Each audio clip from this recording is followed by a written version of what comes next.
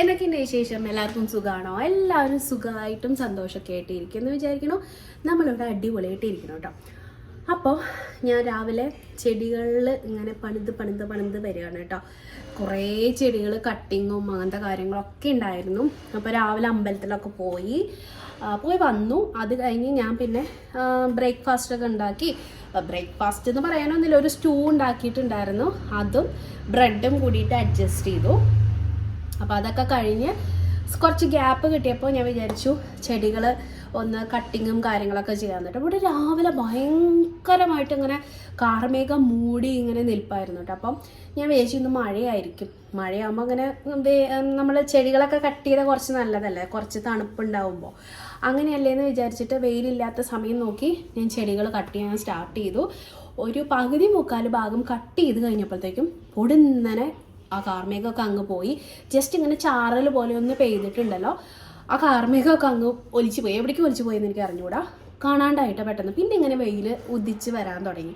വലിയ വെയിലല്ല, എന്നാൽ പോലും ചെറിയ രീതിയിൽ വെയിൽ വരാൻ തുടങ്ങിയിട്ട് ഇനിയിപ്പോൾ എന്തായാലും മഴ പെയ്യുന്നു തോന്നുന്നില്ല. അപ്പോൾ ഞാൻ എന്ത് ചെയ്തു, ചെടികളൊക്കെ കട്ടിങ്ങൊക്കെ കഴിഞ്ഞ് നമുക്ക് താഴത്തേക്ക് ഇറങ്ങാം അല്ലേ. ഇവിടെ നിൽക്കുമ്പോൾ ഞാൻ അങ്ങനെ വിയർക്കുന്നുണ്ട്. ഓൾറെഡി കുറേ നേരമായിട്ട് ഇങ്ങനെ പണിയിലായിരുന്ന കാരണം കൊണ്ടേ അങ്ങനെ സ്വെറ്റ് ആവുന്നുണ്ട്. കാലത്ത് കുളിച്ചതൊക്കെ വെറുതെ ആയിപ്പോയി. ഇനിയിപ്പോൾ എന്തായാലും ഉച്ചതിരിഞ്ഞ് മേല് കഴുകാം, അല്ലെങ്കിൽ പണികളൊക്കെ കഴിയുമ്പോൾ മേല് കഴുകാമെന്ന് വിചാരിക്കുന്നു. അപ്പം അടുക്കളത്തെ ഒരു കാര്യം ചെയ്തിട്ടില്ല കേട്ടോ. ഇന്ന് പിന്നെ വെജിറ്റേറിയൻ ആണ് നമ്മൾ ചൊവ്വ, ഫ്രൈഡേ, ട്യൂസ്ഡേ അങ്ങനെയുള്ള ദിവസങ്ങളിൽ നമ്മൾ എല്ലാ പ്രാവശ്യവും നല്ല, എന്നാൽ പോലും ഞാൻ ഇങ്ങനെ മലയാള മാസം കഴിഞ്ഞിട്ട് വരുന്ന ആദ്യത്തെ വെള്ളിയാഴ്ചയൊക്കെ ഉണ്ടാവില്ലേ, അപ്പം അങ്ങനെയുള്ള ദിവസം വെജിറ്റേറിയനൊക്കെ കഴിക്കുള്ളൂ. പിന്നെ അമ്പലത്തിലൊക്കെ പോകും കേട്ടോ. അങ്ങനെ ചില കാര്യങ്ങളൊക്കെ ഉണ്ട്. അപ്പം അങ്ങനെ ഞാൻ ഇന്ന് വെജിറ്റേറിയനാണ് വെക്കാൻ ഉദ്ദേശിച്ചിരിക്കുന്നത് കേട്ടോ. അപ്പോൾ വലിയ പണിയില്ലല്ലോ, ഒരു എന്തെങ്കിലും എന്താ വെക്കേണ്ടതെന്ന് തീരുമാനിച്ചിട്ടില്ല. അങ്ങനെ കുറച്ച് പച്ചക്കറികൾ അല്ലറ ചില്ലറ ഇരിപ്പുണ്ട്. മത്തങ്ങയോ അങ്ങനെ എന്താണൊക്കെ ഇരിപ്പുണ്ട്. അപ്പോൾ ഞാൻ ഒന്നുണ്ടെങ്കിൽ സാമ്പാർ, അല്ലെങ്കിൽ മത്തങ്ങ പുളിശ്ശേരി, പുളിങ്കറി പോലെയൊക്കെ വെക്കില്ലേ, അങ്ങനെ എന്തെങ്കിലുമൊക്കെ ചെയ്യാമെന്നാണ് വിചാരിക്കുന്നത്. അല്ലെങ്കിൽ എന്തെങ്കിലും തട്ടിക്കൂട്ട്. അപ്പോൾ അതൊക്കെ ചെയ്ത് വെച്ചിട്ട് ശരത്തേട്ടൻ ഇന്ന് ബൈക്കിലാണ് പോയിരിക്കുന്നത്. അപ്പോൾ നേരത്തോടെ വരാമെന്ന് പറഞ്ഞിട്ടുണ്ട്. അപ്പം ഞങ്ങൾ ചിലപ്പോൾ പുറത്തേക്കൊക്കെ ഇറങ്ങുമെന്ന് എനിക്ക് അറിഞ്ഞുകൂടാ, എന്താണെന്ന് അറിഞ്ഞുകൂടാ, കാര്യം തീരുമാനിച്ചിട്ടില്ല. ഇന്നല്ലെങ്കിൽ നാളെ അങ്ങനെ പോകാനാണ് വിചാരിച്ചേക്കുന്നത് കേട്ടോ. അപ്പോൾ നമുക്ക് ചെടികളൊക്കെ ഒന്ന് പോയി നോക്കാം. ഞാൻ കട്ടിങ്ങൊക്കെ കഴിഞ്ഞിട്ടുണ്ട്. അത് ഞാൻ വന്ന് കഴിഞ്ഞിട്ടേ അങ്ങനെ ഇതിൻ്റെ സെറ്റപ്പ് ഒന്നും ശരിയായിട്ടുണ്ടായിരുന്നില്ല. ബാക്കിലോട്ട് ഇറങ്ങുന്നത് തല തല്ലി വീഴുമെന്ന് അറിഞ്ഞുകൂടാം. അപ്പോൾ ഞാൻ കാണിച്ചു തരാം. അപ്പോൾ കണ്ടോ, ഞാൻ ചെടികളൊക്കെ ഇങ്ങനെ കട്ട് ചെയ്ത് നിർത്തിയേക്കാണ് കേട്ടോ. അതിന് മുന്നേ നമ്മൾ നാട്ടിൽ നിന്ന് പോയിട്ട് വരുമ്പോൾ കുറച്ച് ചെടികളൊക്കെ കൊണ്ടുവന്നിട്ടുണ്ടായിരുന്നല്ലോ, അതൊക്കെ ഇങ്ങനെ വെള്ളത്തിലൊക്കെ ഇട്ട് വെച്ചിരിക്കുകയാണ് വേരൊക്കെ വരാൻ വേണ്ടിയിട്ട്. ഇപ്പം ഏറെക്കുറെ വേരൊക്കെ വന്ന് തുടങ്ങിയിട്ടുണ്ട് കേട്ടോ. വന്ന് തുടങ്ങുന്നുള്ളൂ. 1 മാസമൊക്കെ എടുക്കും. ഈ മണി പ്ലാന്റിനൊക്കെ വേര് വരാനായിട്ട് 1 മാസത്തിൻ്റെ ഉള്ളിലാണ് നല്ലപോലെ വേര് കിളിർക്കുന്നത് കേട്ടോ. ഈ ചെടികളിലൊക്കെ ഉണ്ടല്ലോ, മഴ പെയ്തിട്ട് നിറയെ അഴുക്കാണ് കേട്ടോ. ഇതിനി കഴുകണമെങ്കിൽ ഓസൊക്കെ എടുത്തുകൊണ്ട് വന്ന് നല്ലപോലെ വെള്ളമൊക്കെ അടിച്ച് കഴുകണം. അപ്പം അതിനുള്ള സമയമില്ല. പിന്നെ കണ്ടോ, ഇങ്ങനെ നമ്മളിവിടെ ഈ മണി പ്ലാന്റ് ഇങ്ങനെ കുപ്പിയിലാക്കിയിട്ട് വെച്ചിട്ടുണ്ട്. അതൊക്കെ ഏറെക്കുറെയൊക്കെ കേടായിപ്പോയി. ഇവിടെയൊക്കെ നിറച്ചിട്ടുണ്ടായിരുന്നു. പെയിൻറ്റിങ്ങിൻ്റെ ടൈമിൽ എല്ലാം എടുത്ത് മാറ്റി അങ്ങനെ കുറേ കേട് വന്നു. ഇപ്പം എന്താ ഉണ്ടായെന്ന് വെച്ചിട്ടുണ്ടെങ്കിൽ, നമ്മൾ നാട്ടിൽ പോയില്ലേ, അപ്പം ഞാൻ വീക്കിലി ഇതിനകത്തെ വെള്ളം മാറ്റും. ഇപ്പം എടുക്കാൻ നിർവാഹമില്ല, എല്ലാം ഇങ്ങനെ സെറ്റപ്പാക്കി വെച്ചേക്കുക. അങ്ങനെ കാണിച്ചു. അപ്പം ഇങ്ങനെ ഇത് കണ്ടോ, നിറച്ച് പൂപ്പൽ വന്നു ഇതിനകത്ത്. അപ്പം ഇത് ഞാൻ ആഴ്ചയിൽ 1 പ്രാവശ്യം വെള്ളം മാറ്റുമ്പോൾ ഇങ്ങനെയുള്ള പ്രശ്നം വരില്ല കേട്ടോ. അപ്പോൾ നമ്മൾ പോയിട്ട് ഇപ്പോൾ 1.5 മാസം കഴിഞ്ഞല്ലോ. അതിപ്പോൾ എന്താ ഉണ്ടായെന്ന് വെച്ചിട്ടുണ്ടെങ്കിൽ ഇതെല്ലാം അങ്ങനെ പൂപ്പൽ പിടിച്ചു. ഇനി ഇത് എങ്ങനെ കളയുമെന്ന് എനിക്ക് അറിഞ്ഞുകൂടാ. അത്ര പെട്ടെന്ന് പോകാൻ ചാൻസ് ഉള്ളതും അല്ല കേട്ടോ. കണ്ടോ, നിറയെ ഇങ്ങനെ വൃത്തികേടായി ഇതിൻ്റെ വേരൊക്കെ. ഇനി വേരടക്കം കഴുകിയിട്ട് നമ്മൾ കുപ്പിയെല്ലാം കഴുകിയിട്ട് മാറ്റേണ്ടി വരും. അത് നല്ല പണിയാണ്. ഒരു 2-3 മണിക്കൂർ അതിന് വേണ്ടി വരും. ഇങ്ങനെ പച്ചപ്പ് കാണാൻ നല്ല രസമാണ്. അത് കാരണമാണ് ഇങ്ങനെ നിറച്ച് കുപ്പിയിലാക്കി വെച്ചിരിക്കുന്നത്. ഇവിടെയൊക്കെ ഉണ്ട് കേട്ടോ, ഇവിടെയൊക്കെ നിറച്ചുണ്ട്. ഇങ്ങനെ നമ്മൾ സോസൊക്കെ മേടിക്കില്ലേ, ടൊമാറ്റോ സോസും കെച്ചപ്പൊക്കെ ഇങ്ങനെ വാങ്ങിക്കുമ്പോൾ കിട്ടുന്ന കുപ്പികളുണ്ടാവില്ലേ, അതാണ് കേട്ടോ ഇത്. വേറെ ഒന്നല്ല, ആ സംഭവമാണ് ഇത്. ഇതിനകത്ത് ഞാൻ കളയണ്ടേ, വെറുതെ നമ്മൾ പൊട്ടിച്ച് കളയോ അല്ലെങ്കിൽ ബേസിലിട്ട് കളയോ ചെയ്യുന്ന സാധനമാണല്ലോ എന്ന് വിചാരിച്ചിട്ട് അതിനകത്ത് നിറച്ചിട്ട് വെച്ചിരിക്കുന്നതാണ്. പിന്നെ ഇങ്ങനെ പച്ചയിരിക്കുന്നതാണ്, നല്ല രസമല്ലേ. മണി പ്ലാന്റ് ആയ കാരണം കൊണ്ട് വെള്ളത്തിൽ വളരുകയും ചെയ്യും. അങ്ങനെ വളർത്തുന്നതാണ് കേട്ടോ. അപ്പോൾ ഇനി ഇതൊക്കെ ഇരുന്നൊക്കെ എഴുതണം. ഇപ്പം അതിനുള്ള സമയമില്ല. കട്ടിങ്ങൊക്കെ കഴിഞ്ഞ് ഇവിടെയൊക്കെ ഇങ്ങനെ അടിച്ചു വാരി ഞാനവിടെ തീയിടാനായിട്ട് ഇട്ടിട്ടുണ്ട്. പക്ഷേ തീ അങ്ങോട്ട് കത്തിപ്പിടിക്കുന്നില്ല കേട്ടോ, മണ്ണൊക്കെ നനഞ്ഞു കിടക്കുന്ന കാരണം കൊണ്ടും. അപ്പോൾ നിലത്തേക്ക് പോയിട്ട് നമുക്ക് എന്തെങ്കിലും തട്ടിക്കൂട്ട് കറിയും പരിപാടിയൊക്കെ ചെയ്യണം. എന്നിട്ട് അകത്ത് എന്തെങ്കിലും ഒരു ഭാഗം ഒതുക്കണം എന്ന് ഞാൻ വിചാരിക്കുന്നുണ്ട് കേട്ടോ. അപ്പോൾ നമുക്ക് അകത്തേക്ക് പോയാലോ? ചെടികൾ കാണണം. നിങ്ങൾക്ക് ചെടികൾ കാണുന്നത് എല്ലാവർക്കും ഒരു സന്തോഷമാണെന്നറിയാം. വളർത്താനാണെങ്കിൽ നമുക്കൊരു മോട്ടിവേഷൻ വരില്ലേ ഈ പച്ചപ്പും കാര്യങ്ങളൊക്കെ കാണുമ്പോൾ. പച്ചപ്പും ഹരിതാപയൊക്കെ കാണുമ്പോൾ നിങ്ങൾക്കൊരു ഹായ് എനിക്ക് വളർത്തണം എന്നൊക്കെ തോന്നില്ലേ? അപ്പോൾ അതിന് വേണ്ടിയിട്ട് ഞാൻ ജസ്റ്റ് ചെടികളൊക്കെ ഒന്ന് കാണിച്ചു തരാം. എൻ്റെ കോൾഡൊന്നും വലിയ കാര്യമായിട്ട് മാറിയിട്ടില്ല കേട്ടോ. ഇവിടെ അങ്ങനെ മൂടി പിടിച്ച് നിൽക്കണ കാരണം കൊണ്ട് ഈ മൂക്കടഞ്ഞിട്ടാണ് നിൽക്കുന്നത്. അപ്പോൾ എന്താണെങ്കിലും ഞാൻ ജസ്റ്റ് ചെടികളൊക്കെ ഒന്ന് കാണിച്ചു തരാം കേട്ടോ.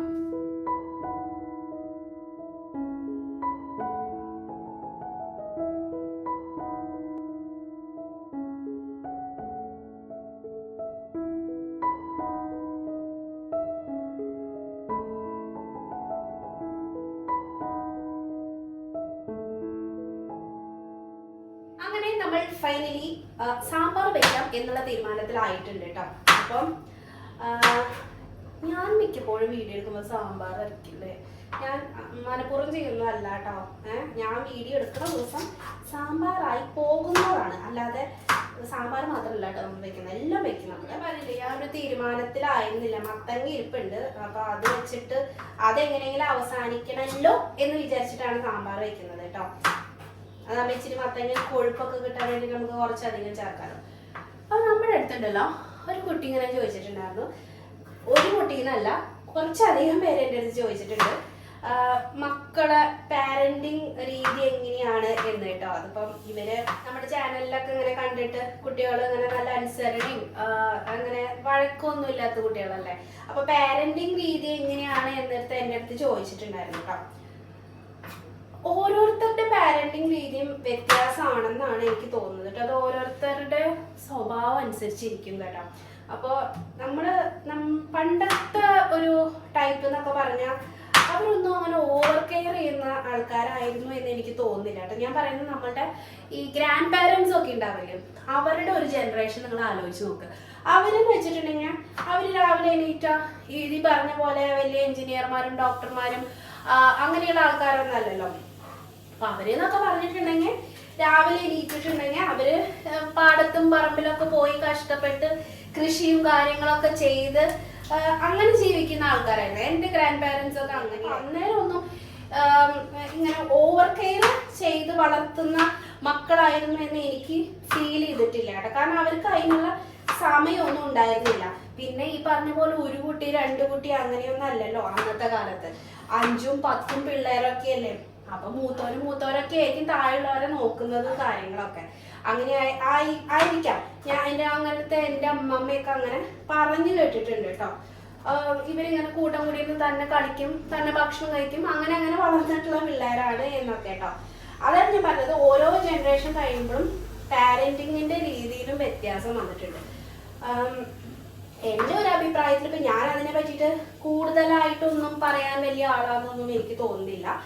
ഇതിനെപ്പറ്റി കൂടുതൽ പഠിച്ചിട്ടുള്ള ആൾക്കാർക്കായിരിക്കും കൂടുതൽ പറഞ്ഞു തരാൻ പറ്റുന്നത്. എന്നാൽ എൻ്റെ ഒരു രീതി എന്ന് പറയുന്നത് നമ്മൾ ഒന്നിനും അങ്ങനെ ഓവർ സ്ട്രെസ് ചെയ്യേണ്ട കാര്യമില്ല എന്നാണ് എനിക്ക് തോന്നുന്നത് കേട്ടോ. പിന്നെ ഓരോ കുട്ടിയും ഡിഫറെൻ്റ് ആണെടാ. ഓരോ കുട്ടികളും ഡിഫറെൻ്റ് ആണ്. ഒരുപാട് കഴിവുള്ളവരാണ് നമ്മുടെ മക്കൾ എന്ന് പറയുന്നത്. അപ്പം നമ്മൾ അവരുടെ പോലെ അവരുടെ ഏജിനനുസരിച്ചുള്ള ഒരു ചിന്തകൾ അവരുടെ മനസ്സിലുണ്ടാവും. ആ ഒരു ലെവലിലേക്ക് ഇറങ്ങി വന്നിട്ട് വേണം നമ്മൾ അവരുടെ അടുത്ത് പെരുമാറാൻ. അല്ലാണ്ട് നമ്മൾ 10-30 വയസ്സുള്ള ആൾക്കാരാണ്, അല്ലെങ്കിൽ 10-25 വയസ്സൊക്കെ ആകുമ്പോഴാണല്ലോ ഇപ്പൊ ഒരു കൊച്ചൊക്കെ ആവുകയാണെങ്കിൽ നമ്മൾ അവരുടെ ഒരു ലെവലിലേക്ക് ഇറങ്ങി നിന്ന് ചിന്തിക്കാം. അപ്പൊ അവർക്ക് എന്ത് ഫീൽ ചെയ്യും എന്നുള്ള രീതിയിൽ വേണം നമ്മൾ അവരുടെ അടുത്ത് പെരുമാറാൻ. ഇപ്പൊ ഒന്നും ഓലയ്ക്ക കൊണ്ട് അടിച്ചു വളർത്തണം എന്നൊക്കെ പറയില്ലേ, അതൊക്കെ എനിക്ക് അറിഞ്ഞുകൂടാ അങ്ങനെയൊക്കെ ചെയ്യേണ്ട ആവശ്യമുണ്ടോ എന്നുള്ളത്. ഇപ്പൊ ഞാൻ എന്നൊക്കെ പറഞ്ഞു MBA ഒക്കെ കഴിഞ്ഞ് അപ്പൊ തന്നെ കല്യാണമായിരുന്നു കേട്ടോ. അപ്പൊ വളരെ ചെറിയ ഗ്യാപ്പ് ഉണ്ടായിരുന്നുള്ളൂ. ഒരു 10-23-24 വയസ്സാകുമ്പോഴത്തേക്കും എൻ്റെ ആദ്യത്തെ പ്രസവം കഴിഞ്ഞിട്ടുണ്ടായിരുന്നു. അപ്പൊ അത് അങ്ങനെ ആയ കാരണം കൊണ്ട് എനിക്കറിയില്ലായിരുന്നു എങ്ങനെ വളർത്തണം എന്നുള്ളത്. പക്ഷെ ഞാൻ ഈ പറഞ്ഞ പോലെ ചെറുപ്പം തൊട്ടേ കുട്ടികളായിട്ട് പറയാൻ അറ്റാച്ച്ഡാണ് കേട്ടോ. എനിക്ക് കുട്ടികളെ ഹാൻഡിൽ ചെയ്യാനായിട്ട് നല്ല എളുപ്പമാണ്. ഞാൻ ഏത് കുഞ്ഞു കുട്ടികളാണെങ്കിലും ചെറുപ്പത്തിലെ, എൻ്റെ ചെറുപ്പത്തിലത്തെ കാര്യമാണ് പറയുന്നത്, ചെറിയ കുട്ടികളെയൊക്കെ ഉണ്ടല്ലോ ഞാൻ പെട്ടെന്ന് ഇണക്കും. അതായത് ഇങ്ങനെ ഞാൻ അവരായിട്ട് പെട്ടെന്ന് കമ്പനിയാവും. അങ്ങനെ ഒരു കഴിവ് എനിക്കുണ്ട്. അപ്പൊ അത് കാരണം കൊണ്ട് എനിക്ക് കല്യാണം കഴിഞ്ഞപ്പോൾ 3 മാസം ആകുമ്പോഴത്തേക്ക് ഞാൻ പ്രഗ്നന്റ് ആയിട്ടുണ്ടായിരുന്നു. അപ്പോൾ അത് കാരണം കൊണ്ട് ഞങ്ങളുടെ ലൈഫിലേക്ക് പിക്കു വളരെ പെട്ടെന്ന് വന്നിട്ടുണ്ട്. ഫസ്റ്റ് ഇയർ നമ്മുടെ ആനിവേഴ്സറിക്ക് പിക്കു നമ്മുടെ കൂടെ ഉണ്ടായിരുന്നു. അതാണ് ഏറ്റവും വലിയ കോമഡി കേട്ടോ. അപ്പൊ അത്രയും പെട്ടെന്ന് കുഞ്ഞായിട്ടുണ്ടായിരുന്നു എനിക്ക്. പക്ഷേ ഞാൻ ഈ പറഞ്ഞ പോലെ ഇങ്ങനെ എന്താ പറയാ, പെട്ടെന്നല്ലേ അമ്മയാവുന്നത്. നമ്മള് കോളേജിൽ പോയി പഠിക്കണു, തിരിച്ചു വരുന്നു, കല്യാണം കഴിക്കണു, കുട്ടിയാവും. സാധാരണഗതിയില് ചിലർക്കെങ്കിലും ഒരു പേടി ഉണ്ടാക്കുക, അയ്യോ ഞാൻ എങ്ങനെ വളർത്തും എന്നൊക്കെ. എനിക്ക് പക്ഷെ അത് ഉണ്ടായിരുന്നില്ല കേട്ടോ. ഞാൻ ഭയങ്കര ഹാപ്പി ആയിരുന്നു എനിക്ക് പിക്കു ഉണ്ടായപ്പോൾ. ഞാൻ കൺസീവ് ആയപ്പോഴും എനിക്ക് ഭയങ്കര സന്തോഷമായിരുന്നു കേട്ടോ. ഇപ്പൊ എന്റെ ചുറ്റുള്ളവർക്ക് അത്ര സന്തോഷം ഉണ്ടോ ഇല്ലയെന്നൊന്നും ഞാൻ ശ്രദ്ധിച്ചിട്ടൊന്നുമില്ല. പക്ഷെ ഞാൻ ഭയങ്കര ഹാപ്പി ആയിരുന്നു. ഞാൻ ഇവിടെ വന്നതിന് ശേഷം ഞാൻ തന്നെയാണ് കേട്ടോ എല്ലാ കാര്യങ്ങളും നോക്കിയിരിക്കുന്നത്. എനിക്ക് അങ്ങനെ പ്രത്യേകിച്ച് ഹെൽപ്പിനൊന്നും ആരും ഉണ്ടായിരുന്നൊന്നുമില്ല. അപ്പോൾ അത് കാരണം കൊണ്ട് തനിച്ച് ജീവിച്ചിട്ട്, ഇപ്പോൾ ഞാൻ പിക്കുനെ പ്രഗ്നന്റ് ആയ ടൈമിൽ പോലും ഞാൻ തന്നെ ആയിരുന്നു. ആദ്യത്തെ പ്രഗ്നൻസി ആണെന്നും വെച്ചിട്ട് എന്നെ ആരും ഓവർ കെയർ ഒന്നും ചെയ്തിട്ടൊന്നുമില്ല. എൻ്റെ കാര്യങ്ങൾ ഞാൻ തന്നെയാണ് നോക്കിക്കൊണ്ടിരുന്നത്. 7 മാസം വരെ ഞാനിവിടെ ബാംഗ്ലൂർ തന്നെയായിരുന്നു. ഞാൻ തനിച്ചുമായിരുന്നു കേട്ടോ. 7ാം മാസത്തിലാണ് നമ്മൾ നാട്ടിലേക്കൊക്കെ പോയിട്ടുള്ളത്. അപ്പോൾ ആ തന്നെ എന്നുള്ള രീതിയിൽ എനിക്ക് കാര്യങ്ങൾ ചെയ്യാനായിട്ട് നല്ല വശമായിരുന്നു കേട്ടോ. അപ്പൊ അങ്ങനെ പിക്കു ഒക്കെ ആയി ഞാൻ ഇവിടേക്ക് പിക്കുവിന് ഒരു 3-4 മാസം കഴിഞ്ഞ് 5 മാസമൊക്കെ ആയ ആ ടൈമിലാണ് ഞാൻ ബാംഗ്ലൂരിലേക്ക് തിരിച്ചു വന്നത്. ആ പ്രഗ്നൻസി സ്റ്റോറി എന്ന് പറയുന്നത് വേറൊരു കഥയാണ്. അതുകൊണ്ടാണ് ഞാൻ 5 മാസമായിട്ടാണ് ഇവിടെ വന്നത്. തനുവിനെ വളരെ നേരത്തെ 10-70 ദിവസം ഇപ്പൊ തനുവിനെ കൊണ്ട് ഞാൻ ഇങ്ങോട്ടേക്ക് വന്നു. പക്ഷെ പിക്കുവിന്റെ കാര്യത്തിൽ അങ്ങനെയല്ല, അതൊരു സ്റ്റോറിയാണ്. അപ്പൊ അത് ഞാൻ പിന്നെ എപ്പോഴെങ്കിലും പറഞ്ഞു തരട്ടെ. അതല്ലല്ലോ നമ്മളിപ്പോൾ ചർച്ച ചെയ്യുന്നത്. അപ്പോൾ പാരന്റിങ് എൻ്റെ രീതിയിൽ പറയാന്നുണ്ടെങ്കിൽ നമുക്ക് ഈസി ആയിട്ട് ചെയ്യാൻ പറ്റുന്ന ഒരു കാര്യമാണ് കേട്ടോ. അതൊന്നും അത്ര വലിയൊരു ടാസ്ക് ആണ് എന്നൊന്നും ചിന്തിക്കേണ്ട ആവശ്യമില്ല എന്നാണ് എൻ്റെ അഭിപ്രായം. പിന്നെ ഓവർ സ്ട്രെസ് ചെയ്ത് ചിന്തിച്ചു കൂട്ടി, അല്ലെങ്കിൽ നമ്മുടെ മക്കൾക്ക് ഇച്ചിരി കുറുമ്പും എന്തെങ്കിലും അങ്ങനത്തെ വാശിയും ഒക്കെ കൂടുതലുള്ള പിള്ളേരും ഉണ്ടായിരിക്കാം. അപ്പൊ അതൊക്കെ എങ്ങനെ കൈകാര്യം ചെയ്യും, എങ്ങനെ ഹാൻഡിൽ ചെയ്യും എന്ന് ആലോചിച്ചിട്ട് ഒരു വിഭാഗം അമ്മമാര് കിടന്ന് ഇങ്ങനെ കഷ്ടപ്പെടുന്നുണ്ട്. കൂടുതലുണ്ടല്ലോ, നമ്മൾ അവരെ പാട്ടിന് വിട്ടേക്കണം. മനസ്സിലായോ? അവരുടെ ലോകത്തില്, അതായത് അവർക്ക് ടെൻഷനും കാര്യങ്ങളും ഇല്ലാത്ത ഒരേ ഒരു സമയം എന്ന് പറയുന്നത് അവരുടെ ചൈൽഡ്ഹുഡാണ്. എനിക്ക് തോന്നുന്നു ഓൾമോസ്റ്റ് എല്ലാവരും അങ്ങനെ ചിന്തിക്കില്ല. മനസ്സിലായോ?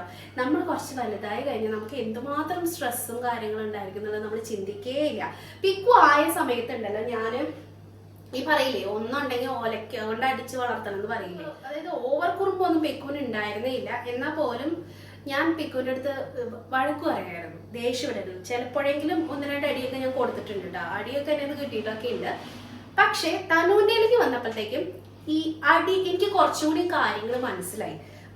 നമ്മൾ അവരെ അടിക്കും തോറും അവർക്ക് അത് ചെയ്യാനുള്ള ടെൻഡൻസി കൂടി വരികയാണ് ചെയ്യുന്നത്. എനിക്ക് ആ ഒരു ബോധം എനിക്ക് വന്നത് പിക്കുവിനെ വളർത്തിയതിന് ശേഷമാണ്. അത് കാരണം കൊണ്ട് തനുവിന്റെ കാര്യത്തിൽ ഞാൻ തനുവിനെ അങ്ങനെ അടിക്കുക, ഒരുപാട് വഴക്ക് പറയുക, ഇങ്ങനത്തെ കാര്യങ്ങളൊന്നും ഞാൻ ചെയ്യാറില്ല കേട്ടോ. കേക്കൊക്കെ ചെയ്യേണ്ട അടുത്തുനിന്ന്, പക്ഷെ ഓവറായിട്ട് അല്ലെങ്കിൽ അവളെ ഹേർട്ട് ചെയ്യുന്ന രീതിയിൽ ഞാൻ അവളുടെ അടുത്ത് പെരുമാറാറേ ഇല്ല. ഇപ്പൊ 2 പേരോട് ആണെങ്കിലും ഇപ്പൊ അങ്ങനെയാണ് കേട്ടോ. ചെറുപ്പത്തിൽ പിക്കുനെയൊക്കെ ഇങ്ങനെ വഴക്കൊക്കെ പറഞ്ഞിട്ടുണ്ട്. അപ്പൊ അവരെ ഭയങ്കര വിഷമവും കാര്യങ്ങളൊക്കെ ആയിരുന്നു. അങ്ങനെ എനിക്കൊരു തിരിച്ചറിവുണ്ടായപ്പോൾ ആ പരിപാടി ഞാൻ സ്റ്റോപ്പ് ചെയ്തു. ഞാനൊരു പെർഫെക്റ്റ് ആയിട്ടുള്ള മദറാന്ന് എനിക്ക് ഒരിക്കലും ഫീൽ ചെയ്തിട്ടില്ല കേട്ടോ. എനിക്കിങ്ങനെ എല്ലാ അമ്മമാർക്കും ഉള്ളത് തന്നെ ഈ മൂഡ് സ്വിങ്സ് എന്ന് പറയുന്നത്. ഒരു സമയത്ത് എനിക്കിങ്ങനെ എൻ്റെ ഹോർമോണൽ ഇംബാലൻസ് എനിക്ക് ഉണ്ടായിട്ടുണ്ടായിരുന്നു കേട്ടോ. അത് കഴിഞ്ഞ് ഞാൻ നല്ലപോലെ വെയിറ്റ് ഒക്കെ വെച്ചിട്ടുണ്ടായിരുന്നു. അപ്പൊ ആ ഒരു സമയത്ത് ഈ ഹോർമോണൽ ചേഞ്ചസ് കാരണം അത് അറിയാനായിട്ട് ഞാൻ കുറച്ച് വൈകി പോയായിരുന്നു. എനിക്ക് കുറച്ച് പ്രശ്നങ്ങൾ ഉറക്കത്തിൻ്റെയും സ്ട്രെസ്സിൻ്റെയും ഇങ്ങനെ നമ്മൾ വർക്ക് ചെയ്യുന്ന സമയത്ത് ഇങ്ങനെ അത് വേറൊരു മോശം സമയമായിരുന്നു. അതാണ് ഞാനിപ്പം 2 വർഷം വർക്ക് ചെയ്ത് കഴിഞ്ഞപ്പോഴത്തേക്കും ഞാനത് ഇപ്പം റീസെൻ്റ്ലി ഞാൻ സ്റ്റോപ്പ് ചെയ്തായിരുന്നു. അപ്പം അതിൻ്റെ ഒരു റീസൺ എന്ന് പറയുന്നത് ഇതൊക്കെ തന്നെയായിരുന്നു. അപ്പം ആ സമയത്തെന്ന് പറഞ്ഞാൽ ഞാൻ വളരെ മോശം അമ്മയായിരുന്നു. എനിക്ക് തന്നെ അറിയാം ഞാൻ വളരെ മോശമായിട്ടാണ് പലപ്പോഴും പെരുമാറുന്നതെന്ന്. എൻ്റെ കയ്യിൽ കൺട്രോൾ നിൽക്കാത്ത രീതിയിൽ അത്രയും എനിക്ക് പ്രശ്നം ഉണ്ടായിരുന്നു. ഞാൻ അകാരണമായിട്ട് വഴക്ക് പറയും. അത് ശരത്തേട്ടൻ്റെ അടുത്താണെങ്കിലും കുട്ടികളുടെ അടുത്താണെങ്കിലും ഞാൻ നന്നായിട്ട് റേസ് ആവേം. പിന്നീട് അയ്യോ ഞാൻ ചൂടായല്ലോ, അല്ലെങ്കിൽ ഞാൻ എന്തിനപ്പം അവരിങ്ങനെ വഴക്ക് പറഞ്ഞ, അല്ലെങ്കിൽ ശരത്തേൻ്റെ അടുത്ത് നിന്ന് ഞാനിപ്പം ദേഷ്യപ്പെട്ടെ എന്നൊക്കെ ഞാൻ തോന്നാറുണ്ട്. പക്ഷെ അത് ചെയ്യുന്ന സമയത്ത് എൻ്റെ കൺട്രോളിലേ ആയിരിക്കില്ല. എൻ്റെ കൈ, എൻ്റെ മനസ്സും എൻ്റെ നാക്കും ഒന്നും എൻ്റെ കൺട്രോളിലായിരിക്കില്ല. അങ്ങനെ ഒരു മോശ സമയം എനിക്ക് ഉണ്ടായിരുന്നു. പിന്നെ എനിക്ക് തന്നെ തോന്നാൻ തുടങ്ങി എനിക്ക് എന്തോ പ്രശ്നമുണ്ടല്ലോ എന്നുള്ളത് കേട്ടോ. അപ്പൊ അങ്ങനെയായപ്പോൾ ഞാൻ ഡോക്ടറെ കൺസൾട്ട് ചെയ്ത് ഇങ്ങനെ ചെക്കപ്പും കാര്യങ്ങളൊക്കെ നടത്തിയപ്പോൾ എനിക്കിങ്ങനെ ഹോർമോണൽ ഇംബാലൻസ് ഉണ്ട്. അതിൻ്റെ പ്രശ്നമാണ് ഈ സ്ട്രെസ്സും ഉറക്കമില്ലായ്മയും ദേഷ്യം വരലും പീരീഡ്സ് ഒക്കെ മാസത്തിൽ 2 പ്രാവശ്യം വരിക ഇങ്ങനെയൊക്കെ ഉണ്ട്. അപ്പോൾ നമ്മളുടെ ശാരീരികമായിട്ടുള്ള അവസ്ഥയും ഈ പാരന്റിങ്ങിനെ അഫക്റ്റ് ചെയ്യും എന്നുള്ളത് നിങ്ങൾ മറക്കരുത്. നമ്മൾ ഓവറായിട്ട് അവരുടെ അടുത്ത് ദേഷ്യപ്പെടുകയും അകാരണമായിട്ട് അവരെ ചീത്ത പറയുകയും വഴക്കടിക്കുകയും ഒക്കെ ചെയ്യുമ്പോൾ നമുക്ക് എന്തെങ്കിലും ഒരു പ്രശ്നമുണ്ട് എന്ന് നമ്മൾ ആദ്യം മനസ്സിലാക്കണം കേട്ടോ. കുട്ടികളുടെ അടുത്ത് അവരെന്ന് പറഞ്ഞാൽ അവരുടെ അടുത്ത് എപ്പോഴും പ്രത്യേകിച്ച് അവരുടെ പാരൻസ് ഏറ്റവും സൗമ്യമായിട്ട് സംസാരിക്കണം. അല്ലെങ്കിൽ അമ്മ എന്തിനാ എൻ്റെ അടുത്ത് ഇങ്ങനെ വഴക്കായേ, അമ്മ എന്തിനാ എൻ്റെ അടുത്ത് ചൂടായേ എന്നുള്ള ഒരു വിഷമം കുഞ്ഞുങ്ങൾ മനസ്സിലേക്ക് വരരുത് കേട്ടോ. ശാസിക്കാം, പക്ഷെ അതൊരിക്കലും അവരെ ഹർട്ട് ചെയ്യുന്ന രീതിയിലായിരിക്കരുത് കേട്ടോ. അങ്ങനെ ഒരു കാര്യം നിങ്ങൾ എപ്പോഴും ശ്രദ്ധിക്കണം. പാരന്റിങ്ങിൽ ഏറ്റവും ഇമ്പോർട്ടൻ്റ് അതാണ്. പിന്നെ കുട്ടികളാണ്, അവര് കുസൃതി കാണിക്കും, പുതിയത് അറിയാനുള്ള ക്യൂരിയോസിറ്റി കൂടുതൽ. എൻ്റെ രീതി പറയുകയാണെങ്കിൽ എനിക്ക് ഈ ഒരു ദിവസം പോരായി വരും. എനിക്ക് അത്രയും പറയാനുണ്ട്. ഞാൻ ചെയ്തിട്ടുള്ള കാര്യങ്ങൾ അത്രയ്ക്ക് അധികം ഉണ്ട് കേട്ടോ. ഇപ്പൊ ഒരു എക്സാമ്പിൾ ഞാൻ പറയാം. ഇപ്പോൾ നമ്മള് കുട്ടികള് ഭൂരിഭാഗം പിള്ളേരും ഈ ചുമലിലൊക്കെ ഇങ്ങനെ വരച്ചിടുന്ന പൂവും കായും അവർക്ക് തോന്നിയത് മുഴുവൻ സ്ക്രിബിൾ ചെയ്യും ഒക്കെ ചെയ്യുന്നത് അവര് ചുമലിലായിരിക്കും. ചില പേരൻസ് ഒന്നും പറയില്ല. ചിലര് നല്ല പോലെ വഴക്ക് പറഞ്ഞ് അടിച്ച് മൂലക്കെത്തും പിള്ളേരെ. ഈ ചുമലിൽ വരയ്ക്കാനുള്ള കാരണം അവർക്ക് പൂക്കളും ചെടികളും അല്ലെങ്കിൽ അവരുടെ ചുറ്റുമുള്ള സാധനങ്ങളൊക്കെ കാണുമ്പോൾ പെൻസില്, പേന, ക്രയോൺസ് ഇതൊക്കെ കാണുമ്പോൾ അവർക്കത് യൂസ് ചെയ്യാനായിട്ടുള്ള ഒരു ത്വര എന്ന് പറയില്ലേ, അതുണ്ടായിരിക്കും. അവര് നോക്കുമ്പോൾ ബുക്കിൽ വരയ്ക്കണോ ഇതിൽ വരയ്ക്കണോ എന്നൊന്നും അവർക്ക് അറിയില്ല. അവര് കാണുമ്പോൾ പ്ലെയിൻ ആയിട്ടുള്ള ഏത് സ്ഥലം കണ്ടാലും അവരിരുന്ന് വരയ്ക്കാൻ തുടങ്ങും. ഈ വരയ്ക്കുന്ന അല്ലെങ്കിൽ ഈ കൈക്ക് വിരലുകൾക്കൊക്കെ ബലം കിട്ടുന്നത് നമുക്ക് പെൻസിൽ പിടിക്കാനും ഈ സ്കൂളിലൊക്കെ ചെല്ലുമ്പോൾ ചില കുട്ടികൾക്ക് നിങ്ങൾ ശ്രദ്ധിച്ചിട്ടുണ്ടോ, പെൻസിലും പേനയൊക്കെ പിടിക്കാനായിട്ട് അറിയില്ല. ഗ്രിപ്പ് കിട്ടണം. അവരുടെ വിരലുകൾക്ക് ഗ്രിപ്പ് കിട്ടുന്നത് ഈ പെൻസിലും പേനയും ക്രയോൺസ് ഒക്കെ പിടിച്ചാണ്. അപ്പൊ അവര് വരച്ചു തുടങ്ങും. അവരുടെ കല സ്റ്റാർട്ട് ചെയ്യുമ്പോഴേ നമ്മളത് തല്ലിക്കെടുത്തു അല്ലെ. അവിടെ വരയ്ക്കരുത്, ഇവിടെ വരയ്ക്കരുത്, മറ്റേത് ചെയ്യരുത്, മറിച്ചത് ചെയ്യരുത് എന്ന് പറഞ്ഞിട്ട് നമ്മളത് തല്ലിക്കെടുത്തു. അങ്ങനെ അവരിലെ കലാകാരന്മാരെ നമ്മൾ അവിടെ തളച്ചിടും. അപ്പൊ അവരുടെ കലയാണ്, അവരുടെ ആ ഒരു സമയത്തെ ഏറ്റവും കൂടുതൽ പിള്ളേർ ചെയ്യുന്നത് ഈ സ്ക്രിബിളിംഗ് ആയിരിക്കും. ചുമരിലും അവിടെ ഇവിടെ ഒക്കെ വരച്ചിടലാണ് അവരുടെ മെയിൻ ഹോബി എന്ന് പറയുന്നത്. കുറച്ച് ഒരു ടോഡ്ലർ ആയിട്ടുള്ള കുട്ടികളുടെ കാര്യമാണ് ഞാൻ പറയുന്നത് കേട്ടോ, അല്ലാണ്ട് തീരെ പൊടിക്കുഞ്ഞുങ്ങളുടെ കാര്യമല്ല ഞാൻ പറയുന്നത്. അത് വേറെ സെക്ഷൻ.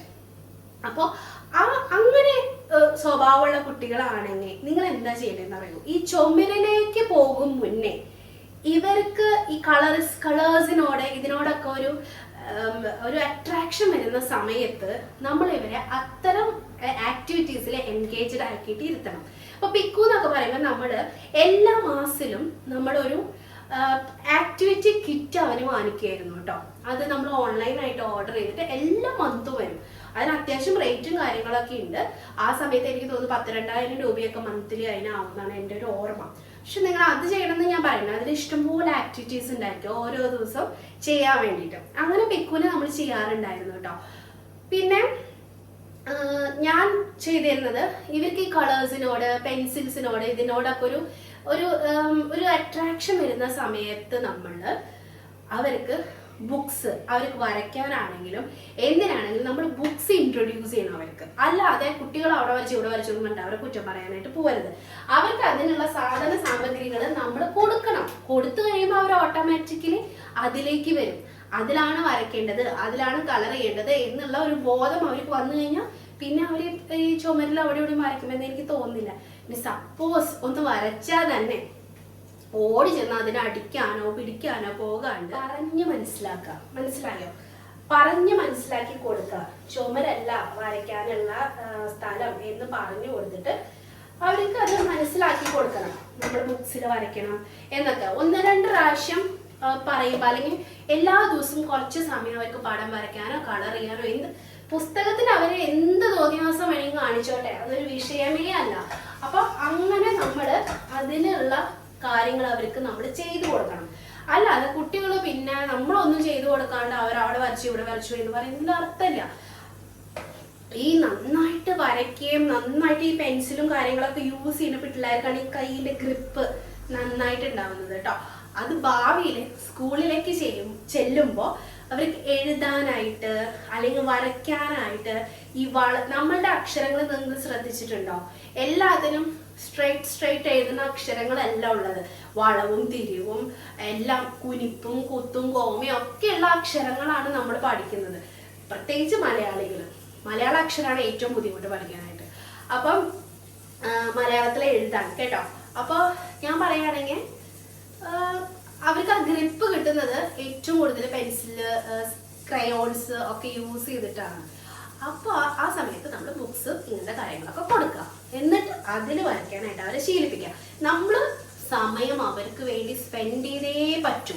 അല്ലാണ്ട് കുട്ടിയുടെ വഴി ഞാൻ എൻ്റെ വഴി എന്നൊക്കെ പറഞ്ഞ് നടന്നാൽ ഒരിക്കലും ഇതൊന്നും നേരെ ആവില്ല. തൽക്കാലം നമ്മൾ ഇവിടുത്തെ പണി നടക്കട്ടെ. ഞാനപ്പോ ഇവിടെ ഉണ്ടല്ലോ ചീര ഇന്നലെ അരിഞ്ഞു വെച്ചിട്ടുണ്ട്. കുറച്ച് നമ്മുടെ വീട്ടിലുണ്ടായത് പിന്നെ വാങ്ങിച്ചത് കേട്ടോ. അപ്പൊ അത് കണ്ട തണ്ട അതിൽ വേവിക്കാൻ വെക്കണം.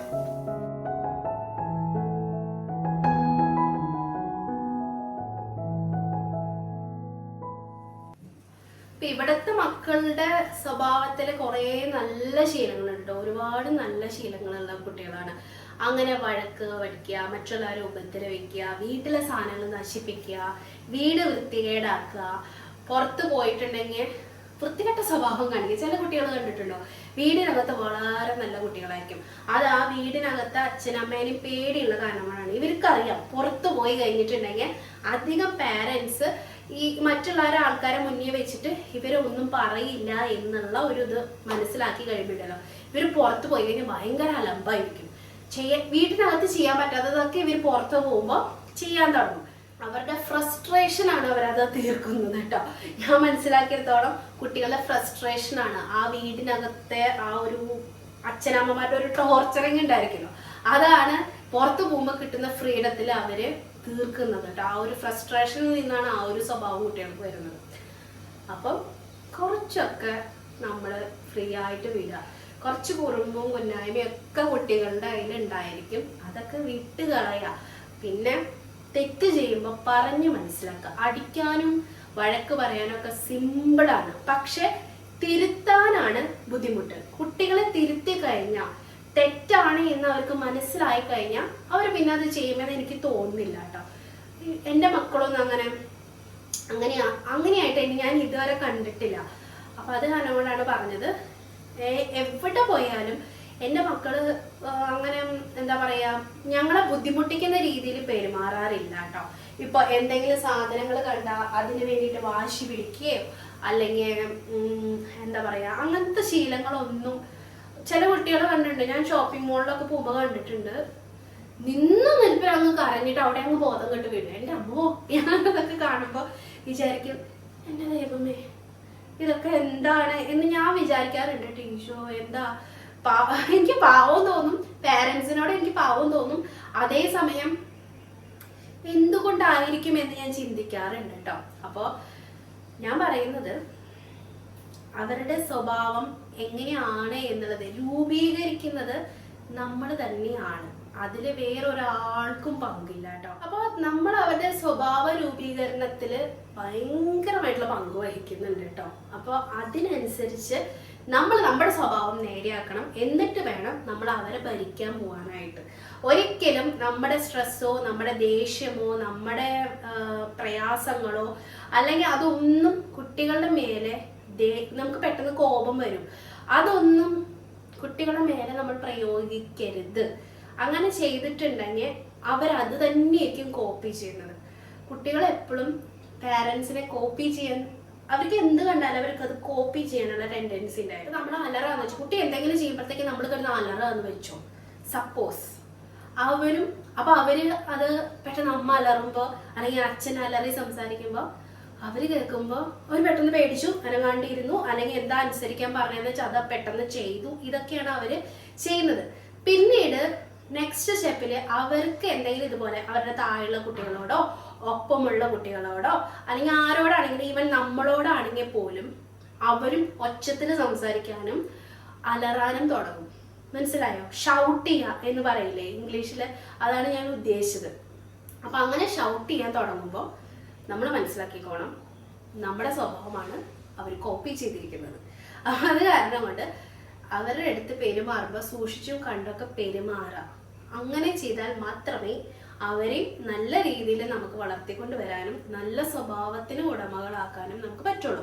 പിന്നെ നമ്മൾ എന്ത് ചെയ്യുമ്പോഴും നമ്മുടെ കൂടെ ഇരുത്താം. അതിപ്പോ അവരടുത്ത് പറയൊന്നും വേണ്ട, അത് ചെയ്യുന്നൊന്നും പറയണ്ട. പക്ഷെ കണ്ട് കണ്ട് കണ്ട് കണ്ട് അവർക്കത് തന്നെത്താൻ ചെയ്യാനായിട്ടുള്ള ഒരു ഇത് കാണും കേട്ടോ. അപ്പൊ നമ്മൾ എന്ത് ചെയ്യണം? നമ്മൾ എന്തെങ്കിലും പ്രവർത്തികൾ ചെയ്തുകൊണ്ടിരിക്കുമ്പോൾ, ഫോർ എക്സാമ്പിൾ ഞാനിപ്പം ചെടി നടുന്ന സമയത്ത് അല്ലെങ്കിൽ ചെടിക്ക് വെള്ളം ഒഴിക്കുന്ന സമയത്ത് എപ്പോഴും മിക്കപ്പോഴും പിക്കു അല്ല തനുക്കുട്ടി, പിക്കു ചെറുപ്പത്തിൽ ഉണ്ടായിരുന്നു കേട്ടോ. പിക്കു ഇതേ പ്രായത്തിൽ എന്നെ ചുറ്റിപ്പറ്റി മാത്രമാണ് നടന്നിരുന്നത്. ഇപ്പോഴാണ് അവൻ കളിക്കാനൊക്കെ പോകാൻ തുടങ്ങിയത്, ഫ്രണ്ട്സും കാര്യങ്ങളൊക്കെ ആയപ്പോ. അപ്പൊ ചെറുപ്പത്തിൽ എന്ന് പറയുമ്പോൾ ഇവർ രണ്ടുപേരും ഇപ്പൊ തനുക്കുട്ടീനെ നോക്കിക്കോ, അവൾ എപ്പോഴും എന്റെ പിന്നാലെ നടക്കുന്നു കണ്ടോ. ചെടി നനയ്ക്കാനാണെങ്കിലും ചെടി വെക്കാനാണെങ്കിലും എന്തിനാണെങ്കിലും വെള്ളം നനച്ചു കൊടുക്കാനൊക്കെ അവളാണ് മുൻപന്തിയിൽ നിൽക്കുക. അത് എന്തുകൊണ്ടാണ് ഞാൻ പറഞ്ഞിട്ടൊന്നുമല്ല, ഞാൻ എപ്പോഴും എന്റെ കൂടെ ഇങ്ങനെ നിർത്തി അവൾക്ക് അതിനോട് ഒരു ഇഷ്ടം വരാൻ തുടങ്ങി. ആ ഒരു ഇഷ്ടമാണ് എല്ലാ കാര്യത്തിലും കുട്ടികൾക്ക് വരേണ്ടത്. അവർ ഇഷ്ടത്തോടെ ചെയ്യുമ്പോൾ അവർ ശ്രദ്ധിച്ച് ചെയ്യും. കുറച്ച് പാകപ്പിഴകളൊക്കെ വന്നേക്കാം, അത് നമ്മളങ്ങ് ഇഗ്നോർ ചെയ്തേക്കണം. പിന്നീട് ചെയ്യുമ്പോണ്ടല്ലോ അവർ നന്നായിട്ട് ചെയ്യാൻ തുടങ്ങും കേട്ടോ. അപ്പോൾ ഒന്നും സ്ട്രെസ് ഇല്ലാതെ നമ്മൾ അവരെ പഠിപ്പിച്ചെടുക്കണം. ഇപ്പോൾ വീട് ക്ലീൻ ചെയ്യാനാണെങ്കിലും അവരുടെ കാര്യങ്ങൾ സ്വന്തമായിട്ട് ചെയ്യാനാണെങ്കിലും നമ്മുടെ വീട്ടിലെ കാര്യങ്ങളാണെങ്കിലും സ്കൂളിലെ കാര്യങ്ങളാണെങ്കിലും പഠിക്കുന്ന കാര്യങ്ങളാണെങ്കിലും എന്താണെങ്കിലും പതിയെ പതിയെ പതിയെ അവരിലേക്ക് ഇംപ്ലിമെന്റ് ചെയ്യാണ് നമ്മൾ ചെയ്യേണ്ടത് കേട്ടോ. അല്ലാണ്ട് നമ്മൾ ഓർഡർ ഇട്ട് അവരെ കൊണ്ട് അനുസരിപ്പിക്കാൻ ശ്രമിക്കരുത്. ഇതാണ് എൻ്റെ ഒരു അഭിപ്രായം. ഇതിനെ പറ്റിയിട്ട് ഇങ്ങനെ പറഞ്ഞുകൊണ്ടിരുന്ന ഞാനിങ്ങനെ പറഞ്ഞുകൊണ്ടേയിരിക്കും, പിക്കൂടെ കേട്ടുകൊണ്ട് നിൽക്കുന്നുണ്ട് കേട്ടോ. അപ്പൊ ഞാൻ എൻ്റെ കറി വെക്കട്ടെ, സാമ്പാറിന്റെ കാര്യങ്ങൾ നോക്കാം.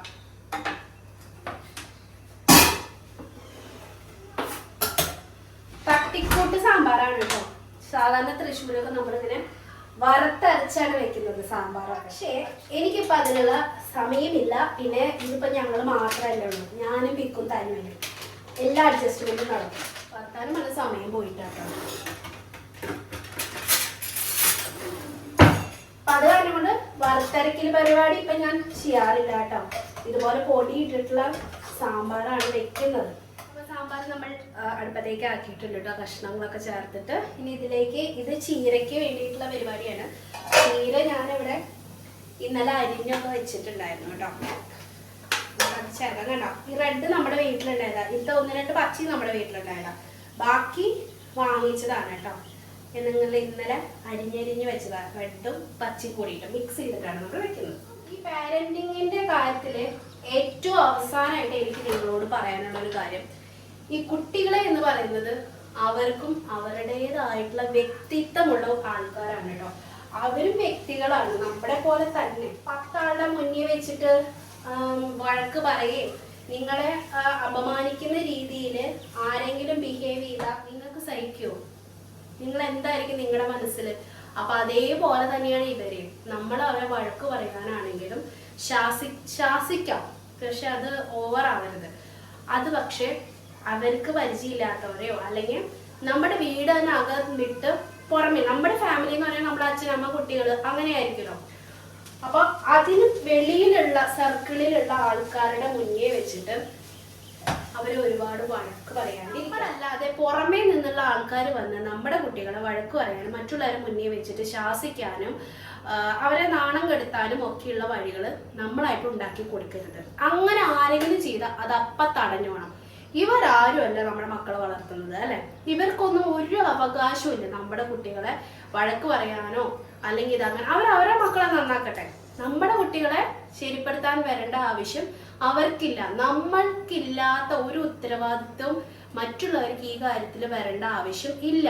അപ്പൊ അത് കാരണം കൊണ്ട് ആ ഒരു രീതിയിലുള്ള പ്രോത്സാഹനം മറ്റുള്ളവർക്ക് കൊടുക്കരുത്. ആ രീതിയിലും അവരെ നമ്മൾ നാണം കെടുത്താനായിട്ട് നിർത്തി കൊടുക്കരുത് എന്നാണ് ഞാൻ പറയുന്നത്. അപ്പോൾ ഞാൻ അകത്തുനിന്ന് പുറത്തേക്ക് വന്നതാണ് കേട്ടോ. ഭയങ്കര ചൂട്, മഴ പെയ്യാനായിട്ട് ഇങ്ങനെ ഇരുണ്ട് മൂടി നിൽപ്പുണ്ട്, പക്ഷെ പെയ്യുന്നില്ല. അപ്പൊ അത് കാരണം കൊണ്ട് ഞാൻ എന്താ പറഞ്ഞു വന്നത്, ഞാൻ പറഞ്ഞില്ലേ, മറ്റുള്ളവർ പുറത്തുനിന്നുള്ള ആൾക്കാർ വന്ന് നമ്മുടെ കുട്ടികളെ മോശമായിട്ടുള്ള രീതിയിൽ വഴക്ക് പറയാനോ അല്ലെങ്കിൽ മറ്റുള്ളവർ മുന്നേ വെച്ചിട്ട് നാണം കെടുത്താനോ ഉള്ള അവസരം ഉണ്ടാക്കി കൊടുക്കരുത്. ഇനി സപ്പോസ് ആരെങ്കിലും അങ്ങനെ ചെയ്താലും നമ്മളത് പ്രോത്സാഹിപ്പിക്കേണ്ട കാര്യം ഇല്ല. കാരണം നമ്മുടെ കുട്ടികൾക്ക് ഒരു വ്യക്തിത്വം ഉണ്ട്. അവരുടെ വ്യക്തിത്വത്തിന് ക്ഷതമേൽക്കുന്ന രീതിയിൽ ഉള്ള കാര്യങ്ങൾ നമ്മൾ ചെയ്യരുത്. ഇപ്പൊ തനുകുട്ടിയോട് അമ്മ ചോദിക്കട്ടെ, തനുകുട്ടീനെ അമ്മ വഴക്ക് പറയാറുണ്ടോ? അടിക്കാറുണ്ടോ? അത് അവിടെ നോക്കിട്ട് പറ. തനുകുട്ടി നല്ല കുട്ടിയല്ലേ? അമ്മ പറയുന്നൊക്കെ അനുസരിക്കില്ലേ? തന്നെ എന്തുകൊണ്ടാണ് അമ്മ പറയുന്നത് മുഴുവൻ അനുസരിക്കുന്നത്? അതല്ല, എന്തുകൊണ്ടാ തനു അമ്മ പറയുന്നത് അനുസരിക്കുന്നത്? തന്നെ എന്താ തോന്നുക അമ്മ എന്തെങ്കിലും പറയുമ്പോ? അനുസരിക്കാൻ തോന്നാറുണ്ട് അമ്മ പറയണത്? അമ്മ സ്നേഹത്തിലാണോ പറയാ? അത് വഴക്ക് പിടിച്ചിട്ട് തനുവിനെ അടിച്ചിട്ട് ശരിപ്പെടുത്തിയിട്ടാണോ പറയാറ് തനുവിനോട്? ഇപ്പൊ താനു എന്തെങ്കിലും പഠിക്കാൻ പറയേ അല്ലെങ്കിൽ എന്തെങ്കിലും അമ്മ പറയുമ്പോ അമ്മ വഴക്ക് പറഞ്ഞിട്ടാണോ പറയാറ് അത് സ്നേഹത്തിലാണോ പറയാറ്? കണ്ടോ, കുട്ടികളുടെ മനസ്സിൽ കള്ളമില്ല. അവരങ്ങനെ കള്ളം പറയുന്ന ആൾക്കാരുമല്ല. നമ്മളാണ് അവരെ കള്ളം പറയാനൊക്കെ പഠിപ്പിക്കുന്നത് കേട്ടോ. കാരണം പേടിയിൽ നിന്നാണ് ഈ കള്ളം പറയാനുള്ള ടെൻഡൻസി കുട്ടികൾക്ക് ഉണ്ടാവുന്നത്. ഈ പേടി കാരണം കൊണ്ട് അവരനുസരിക്കാനുള്ള സിറ്റുവേഷൻ ഉണ്ടാവരുത്. സ്നേഹത്തിന്റെ പേരിൽ അവരനുസരിക്കണം. അതായത് നമ്മളെ വിഷമിപ്പിക്കാൻ പാടില്ല, അല്ലെങ്കിൽ ഞാൻ എന്തെങ്കിലും ചെയ്ത എൻ്റെ പേരൻസ് വിഷമിക്കും എന്നുള്ള ഒരു ബോധം നമ്മുടെ കുട്ടികളിൽ വളർത്തിയെടുക്കണം കേട്ടോ. അപ്പൊ ഞാൻ എന്തെങ്കിലും ചെയ്ത എൻ്റെ പേരൻസ് സന്തോഷിക്കണമെങ്കിൽ ഞാൻ നല്ല രീതിയിൽ നടക്കണം, പെരുമാറണം എന്നൊക്കെയുള്ളത്, അല്ലെങ്കിൽ അനുസരണ വേണം എന്നൊക്കെയുള്ളത് അവർക്ക് സ്വയം ബോധ്യം വരണം. അത് നമ്മളായിട്ട് തന്നെ ഉണ്ടാക്കി കൊടുക്കണം. വേറൊരാളും അതിൽ പങ്കുചേരാനായിട്ട് വരില്ല. മനസ്സിലായോ? പുറമെ നിന്ന് ജഡ്ജ് ചെയ്യാനും പുറമെ നിന്ന് കുറ്റപ്പെടുത്താനും ഒരുപാട് ആൾക്കാർ കാണും. പക്ഷെ ഈ കുഞ്ഞു മക്കളെ വളർത്തി വലുതാക്കാനായിട്ട് നമുക്ക് ആരുടെയും സഹായം ഉണ്ടാവുമെന്ന് ഇനിയുള്ള കാലത്ത് വിശ്വസിക്കരുത്. മനസ്സിലായോ? പണ്ടത്തെ കാലമൊന്നുമല്ല. ഞാൻ എൻ്റെ മക്കളെ തന്നെയാണ് വളർത്തിയിരിക്കുന്നത്. അപ്പോൾ ആ ഒരു അനുഭവം ഇപ്പോൾ 10 വർഷമായി ഞങ്ങളോട് ബാംഗ്ലൂരായിട്ട് എനിക്ക് ഒരാളുടെയും സഹായം ഉണ്ടായിട്ടില്ല. മനസ്സിലായോ? ഞാൻ തന്നെയാണ് എൻ്റെ കുട്ടികളെ വളർത്തിയിരിക്കുന്നത്. അപ്പോൾ എൻ്റെ ഉത്തരവാദിത്തമായിരുന്നു എൻ്റെ മക്കളെ വളർത്താന്നുള്ളത്. അല്ലാണ്ട് വല്ലവരും നോക്കാനുണ്ടാവും അല്ലെങ്കിൽ വേറൊരാൾ എന്നെ സഹായത്തിനുണ്ടാവും എന്ന് വിചാരിച്ചിട്ട് എനിക്ക് എൻ്റെ മക്കളെ പ്രസവിച്ച് ഇടാനായിട്ട് പറ്റുമോ? പറ്റില്ല. നമ്മൾ തയ്യാറാണെങ്കിൽ മാത്രമേ ഈ കുട്ടികളൊക്കെ നമുക്ക് ഉണ്ടാവാനായിട്ട് പാടുള്ളൂ. മക്കളുണ്ടായി കഴിഞ്ഞിട്ട് പിന്നെ അതിനോട് ഒരുമാതിരി സ്വഭാവം കാണിക്കുന്നതിൽ എനിക്ക് യോജിപ്പില്ല കേട്ടോ. അപ്പൊ അവരെ വ്യക്തിത്വത്തിനെ നമ്മൾ ബഹുമാനിക്കുക, അവരെ നല്ല രീതിയിൽ ശാസിക്കുക. തെറ്റ് ചെയ്ത തെറ്റാണ് ചെയ്തത് എന്നുള്ളത് അവർക്ക് ബോധ്യപ്പെടണം. അത് നമ്മൾ അടിച്ചിട്ടല്ല അവരെ ബോധ്യപ്പെടുത്തേണ്ടത്, പറഞ്ഞിട്ടാണ് ബോധ്യപ്പെടുത്തേണ്ടത്. പിന്നെ ഒരു കാര്യം എന്ന് പറഞ്ഞിട്ടുണ്ടെങ്കിൽ ഒന്നിനിങ്ങനെ സ്ട്രെസ് ചെയ്യേണ്ട കാര്യമില്ല. നല്ല രീതിയിൽ പറഞ്ഞവരനുസരിച്ചു. പിന്നെ ചില പേരൻസ് ഞാൻ കണ്ടിട്ടുണ്ട് കണക്ക് പറച്ചിലുകൾ. മനസ്സിലായോ? ഈ വളർത്തേൻ്റെയും പഠിപ്പിച്ചതിൻ്റെയും ഇപ്പോൾ എത്ര വലിയ ആൾക്കാരാണെങ്കിൽ പോലും വളർന്ന് വലുതായിട്ട് പോലും ഈ കണക്ക് കേൾക്കേണ്ടി വരുന്ന ആൾക്കാരുണ്ട്. അത് പരമാവധി ചെറുപ്പം തൊട്ടേ ഒഴിവാക്കാം. നമ്മുടെ മക്കളെ വളർത്തിയില്ലെങ്കിൽ പിന്നെ ആരെ വളർത്താം? അതിനല്ല പ്രത്യേകിച്ച് കണക്ക് വെക്കേണ്ട കാര്യമുണ്ടോ? എനിക്കറിയാൻ വയ്യാഞ്ഞിട്ട് ചോദിക്കുന്നതാണ് കേട്ടോ. എൻ്റെ അഭിപ്രായത്തിൽ നമ്മൾ അതിന് കണക്കൊന്നും വെക്കരുത്. നമ്മുടെ മക്കളാണല്ലേ.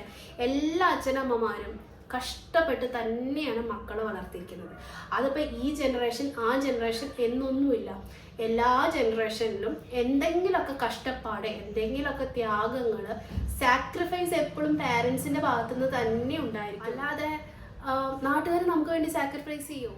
നമ്മൾ തന്നെയാണ് നമ്മുടെ മക്കൾക്ക് വേണ്ടിയിട്ട് ഇതുപോലെയുള്ള ത്യാഗങ്ങൾ ചെയ്യുള്ളൂ, വേറെ ഒരാളും ചെയ്യില്ല. എന്നിട്ട് അതിനൊരു ലിസ്റ്റ് ഓഫ് ഞാൻ ഇത്ര കാര്യങ്ങൾ നിങ്ങൾക്ക് വേണ്ടിയിട്ട് ചെയ്തു, നിന്നെ ഒലിവ് ഓയിൽ തേപ്പിച്ചു കുളിപ്പിച്ചു, നിന്നെ അവിടെ വിട്ട് പഠിപ്പിച്ചു, നിന്നെ എന്താ പറയുക ഇത്ര പൈസ ചിലവാക്കി നിന്നെ വളർത്തി എന്നൊക്കെ പറയാൻ നിന്നാ എന്താ പറയുക, കുട്ടികളുടെ മനസ്സിൽ എന്തായിരിക്കും അതിൻ്റെ എഫക്റ്റ് എന്നുള്ളത് നിങ്ങളൊന്ന് ആലോചിച്ച് നോക്കണം കേട്ടോ. ഈ കണക്ക് കേട്ട് വളരുന്ന മക്കൾക്ക് പിന്നീട് അവരുടെ പാരൻസിനെ നോക്കുമ്പോഴും അതേ കണക്ക് വരും, മനസ്സിലായോ? ആ ഒരു കണക്കും കാര്യങ്ങളും കൂട്ടലും കുറയ്ക്കലും പൈസ ചിലവാക്കേണ്ടിയും എല്ലാത്തിനെയും കണക്ക് സൂക്ഷിക്കുന്നവർ യഥാർത്ഥ പാരൻസ് ആണെന്ന് ഞാൻ വിശ്വസിക്കുന്നില്ല. എല്ലാവർക്കും ബുദ്ധിമുട്ടുണ്ട്, എല്ലാവരും ബുദ്ധിമുട്ടിയിട്ടും ഓരോ കാലഘട്ടത്തിലും ജീവിക്കാൻ അതിൻ്റേതായിട്ടുള്ള പാടുണ്ട്. ഇപ്പോഴത്തെ കാലഘട്ടം എന്ന് പറഞ്ഞാൽ പേരൻസ് രണ്ടുപേരും വർക്ക് ചെയ്താലായിരിക്കും. ഇപ്പോൾ നമ്മളിപ്പോൾ നാട്ടിൽ അത്രയും ഇതുണ്ടോയെന്ന് എനിക്ക് അറിഞ്ഞൂടാ, പക്ഷേ പുറമെ വന്ന് താമസിക്കുമ്പോൾ നമുക്ക് അത്രയും ഒരു സാലറി ഒക്കെ നമുക്ക് ഉണ്ടെങ്കിൽ മാത്രമാണ് ഇവിടുത്തെ നല്ല നല്ല സ്കൂളുകളിൽ നമുക്ക് ഇവരെ പഠിപ്പിക്കാനായിട്ട് പറ്റുള്ളൂ. നല്ല ഫീസും കാര്യങ്ങളും ഒക്കെയാണ്. അപ്പോൾ നമ്മൾ എന്ന് കരുതി നമ്മളിവരെ ഗവൺമെൻറ് സ്കൂളിലോ അല്ലെങ്കിൽ മറ്റുള്ളയിടത്തോ അല്ലെങ്കിൽ പൈസ കുറവുള്ള സ്കൂളിലൊക്കെ നമ്മൾ കൊണ്ട് ചേർത്തു ഇല്ല. നമ്മൾ നല്ല സ്കൂളിൽ നമ്മുടെ മക്കൾ പഠിക്കണം, അവർ നന്നായി അവരുടെ ഫ്യൂച്ചർ ബ്രൈറ്റ് ആയിരിക്കണം എന്നൊക്കെ വിചാരിച്ചിട്ടാണ് നമ്മളും കാര്യങ്ങളൊക്കെ ചെയ്യുന്നത്.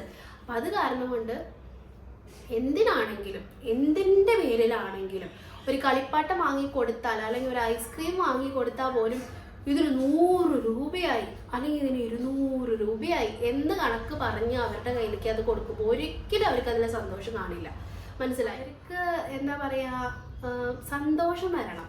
ആഫ്റ്റർ ഓൾ എന്ത് കാര്യം നമ്മൾ ചെയ്താലും കുട്ടികൾക്ക് മാനസികമായിട്ടുള്ള സന്തോഷം ഇല്ലെങ്കിൽ അവരുടെ സ്വഭാവം ഒരിക്കലും നേരെയാവാൻ പോകുന്നില്ല കേട്ടോ. അപ്പോൾ ഈ കണക്ക് കാര്യങ്ങളൊക്കെ ഒന്ന് മാറ്റി വയ്ക്കുക. ഇങ്ങനെയുള്ള ഒരു റിക്വസ്റ്റ് എനിക്കുണ്ട് ഇനിയുള്ള പാരൻസിനോടാണ് ഞാൻ പറയുന്നത്. അറ്റ്ലീസ്റ്റ് നമ്മളൊക്കെ ഈ ലോകം കുറച്ചും കൂടി കണ്ട് വളരുന്ന അല്ലെങ്കിൽ കുറച്ചും കൂടിയും എക്സ്പ്ലോർ ചെയ്യുന്ന ആൾക്കാരാണ് എന്നുള്ള ഒരു അവബോധത്തിൽ മക്കളെ വളർത്താനായിട്ട് ശ്രമിക്കുക കേട്ടോ. എൻ്റെ ചീരക്കൂട്ടാനും സാമ്പാറും ഒക്കെ എന്തായോ എന്ന് പോലും എനിക്കറിയില്ല. നമുക്ക് അകത്ത് പോയി നോക്കാം. മഴ പെയ്തപ്പോ ഞാനങ്ങ് അകത്തേക്ക് പോകും കേട്ടോ. പിന്നെ നമ്മൾ സാമ്പാറൊക്കെ നോക്കണ്ടേ. സാമ്പാർ റെഡി, ചീര ഉപ്പേരി റെഡി. ഞാൻ പറഞ്ഞു വന്നത് ഈ പടം വര, ചുമലിൽ വര, ഇങ്ങനെയൊക്കെയുള്ള കാര്യങ്ങൾക്ക് ഞാൻ പറഞ്ഞല്ലോ, നമ്മൾ ബുക്സ് വാങ്ങിച്ചു കൊടുക്കണം അവർക്ക്, അതിലാണ് വരയ്ക്കേണ്ടതെന്ന് അവരെ പറഞ്ഞു പഠിപ്പിക്കണം എന്നൊക്കെയുള്ളത്. അതുപോലെ ഓരോ കുഞ്ഞു കുഞ്ഞു കാര്യങ്ങൾ, നല്ല നല്ല കാര്യങ്ങൾ കാണുമ്പോൾ നമ്മൾ അവരെ അപ്രീഷിയേറ്റ് ചെയ്യാനായിട്ട് മറക്കരുത്. ഇങ്ങനെ കുഞ്ഞു കുഞ്ഞു റിവാർഡ്സ് അവർക്ക് കൊടുക്കുക. അതായത് ഇപ്പൊ അവര് വരച്ചൊക്കെ ഇട്ട് വൃത്തികേടാക്കി എന്നൊക്കെയുള്ള പ്രശ്നങ്ങൾ ഉണ്ടായിരിക്കുമല്ലോ വീട്ടിൽ. അല്ലെങ്കിൽ ടോയ്സ് ഒക്കെ എടുത്തിട്ട് വരച്ചു വാരിയിടുക, തിരിച്ചു കൊണ്ടുവയ്ക്കാണ്ടിരിക്കുക, ഇങ്ങനെയൊക്കെയുള്ള കാര്യങ്ങളൊക്കെ കുഞ്ഞുകുട്ടികളൊക്കെ ചെയ്യുന്നതാണ്. അപ്പൊ അതൊക്കെ നമ്മൾ എങ്ങനെ നിർത്താന്ന് വെച്ചിട്ടുണ്ടെങ്കിൽ എന്ത് നല്ലത് ചെയ്താലും, മനസ്സിലായോ, എന്ത് നല്ല കാര്യം ചെയ്താലും നമ്മൾ അവരെ ഒന്ന് അപ്രീഷിയേറ്റ് ചെയ്യാം, മനസ്സിലായോ? നന്നായല്ലോ, അല്ലെ മോൻ ചെയ്തത് നന്നായി, നല്ല കുട്ടിയാണല്ലോ, അങ്ങനെ നല്ല വാക്കുകളിലൂടെ ഒരു അപ്രീസിയേഷൻ നമ്മൾ അവർക്ക് കൊടുക്കണം. പ്ലസ് കുഞ്ഞു കുഞ്ഞു റിവാർഡ്സ് കൊടുക്കാം. ഇപ്പം ഒരുപാട് ഇങ്ങനെ വരച്ചും കോരയൊക്കെ ഉള്ള കുട്ടികളാണെങ്കിൽ നമ്മൾ ബുക്സൊക്കെ വാങ്ങിച്ചു കൊടുത്ത് അതിനകത്ത് അവർ സ്ക്രിബിൾ ചെയ്യാനും വരയ്ക്കാനൊക്കെ തുടങ്ങുമ്പോഴത്തേക്കും നമ്മൾ അതൊന്ന് പ്രോത്സാഹിപ്പിക്കണം. അപ്പോൾ ഇപ്പോൾ ഇന്ന് മോൻ ചുമരിൽ വരച്ചില്ലല്ലോ എന്ന് പറഞ്ഞിട്ട് ഒരു രൂപയോ 50 പൈസയോ ഒക്കെ കൊടുത്താൽ മതി. ഒരു പിഗ്ഗി ബാങ്കൊക്കെ വാങ്ങിച്ചു കൊടുക്കുക അവർക്ക്, എന്നിട്ട് അതിനകത്തേക്ക് ഇടാൻ പറയാം, മനസ്സിലായോ? അപ്പോൾ നമ്മൾ 2 കാര്യമാണ് അവരെ പഠിപ്പിക്കുന്നത്. ഒന്ന്, നമ്മൾ എപ്പോഴും അപ്രീസിയേഷൻ ചെയ്യാനായിട്ട് പഠിപ്പിക്കണം, മനസ്സിലായോ? നല്ലതാണ്, അടിപൊളിയായിട്ടുണ്ട്, അല്ലെങ്കിൽ മറ്റുള്ളവരെ അപ്രീസിയേറ്റ് ചെയ്താൽ അവർക്ക് ഫീൽ ചെയ്യുന്ന ഒരു സന്തോഷം ഉണ്ടല്ലോ, അത് നമ്മൾ കുട്ടികളിൽ ആദ്യം വളർത്തിയെടുക്കണം. രണ്ടാമത്, ഒരു ചെറിയ സേവിങ്സ്, അല്ലെങ്കിൽ ഞാൻ നല്ലത് ചെയ്താൽ എനിക്കൊരു റിവാർഡ് തന്നല്ലോ, അത് ഞാൻ സേവ് ചെയ്യണം. അത് സേവ് ചെയ്ത് വെച്ചാൽ എനിക്ക് ഇഷ്ടമുള്ള എന്തെങ്കിലും വാങ്ങിക്കാനായിട്ട് പറ്റുമല്ലോ എന്നൊക്കെയുള്ള ചിന്ത അവരെ സേവിങ്സ്, നല്ല രീതിയിലുള്ള പെരുമാറാനുള്ള അവർക്കൊരു പ്രചോദനം, ഇതൊക്കെ വരും കേട്ടോ. അപ്പൊ ചെറിയ ചെറിയ 1 രൂപ 2 രൂപ ഒക്കെ അവർക്കൊരു റിവാർഡ് എന്നുള്ള രീതിയിൽ. ഇപ്പം നമ്മളിപ്പോൾ തുണി എടുക്കാന്ന് വെച്ചോ, അപ്പൊ കുട്ടികൾ വന്ന് വാരി വലിച്ചെടുക്കുമല്ലോ നമ്മളെ ഹെൽപ്പ് ചെയ്യാനായിട്ട്. നിനക്കൊന്നും അറിയില്ല എന്ന് പറയാതെ അവരത് ചെയ്തു വരുമ്പോൾ മോൻ നല്ല കുട്ടിയാ അല്ലെങ്കിൽ മോള് നല്ല കുട്ടിയാ എന്ന് പറഞ്ഞിട്ട് ഒരു ചെറിയ റിവാർഡ് കൊടുത്തു. അപ്പൊ അവർക്ക് അതൊരു സന്തോഷമാണ്. അപ്പൊ അവർ നാളെ നമ്മളെ ഒന്ന് ഹെൽപ്പ് ചെയ്യാൻ, മറ്റുള്ള കാര്യങ്ങൾക്കും അവർക്ക് ഹെൽപ്പ് ചെയ്യാനായിട്ട് നമ്മളെ ഹെൽപ്പ് ചെയ്യാനായിട്ട് തോന്നും. പൈസക്ക് വേണ്ടി മാത്രമല്ല ഞാൻ പറയുന്നത്, അത് അവർക്കൊരു പ്രോത്സാഹനമാണ് ഞാൻ പറയുന്നത്. ആ രീതിയിലാണ് ഒരു റിവാർഡ്. നമുക്കാണെങ്കിലും നമ്മുടെ ജോലി ചെയ്താലാണ് നമുക്ക് പൈസ കിട്ടുള്ളൂ എന്ന് നമുക്കറിയാം അല്ലെ. ഒരു സർവീസ് എന്തെങ്കിലും നമ്മൾ നമ്മുടെ ഭാഗത്തുനിന്ന് കൊടുത്താൽ മാത്രമേ നമുക്ക് പൈസ കിട്ടുന്നത് അല്ലെ, സാലറി കിട്ടുന്നത്. അതാണ് നമ്മൾ സേവ് ചെയ്യുന്നത്. ആ സേവിങ്സ് ഉപയോഗിച്ചിട്ടാണ് നമ്മൾ പല സാധനങ്ങളും നമുക്ക് ഇഷ്ടപ്പെട്ടത് വാങ്ങണതും നമ്മുടേതായിട്ടുള്ള ഉത്തരവാദിത്തങ്ങൾ നിറവേറ്റുന്നതും നമ്മൾ ആ മണിയിലൂടെയാണ്. അപ്പൊ ആ ഒരു ബോധം ചെറുപ്പത്തിലേ നമുക്ക് വളർത്താം.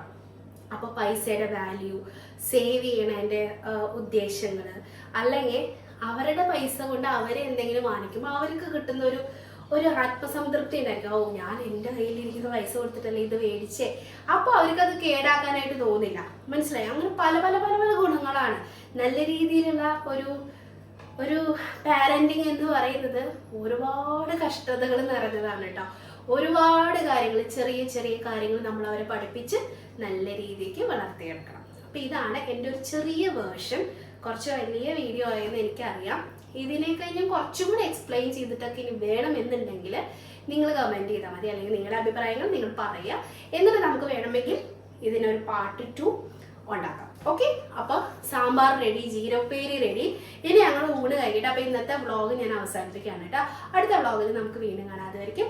ബൈ.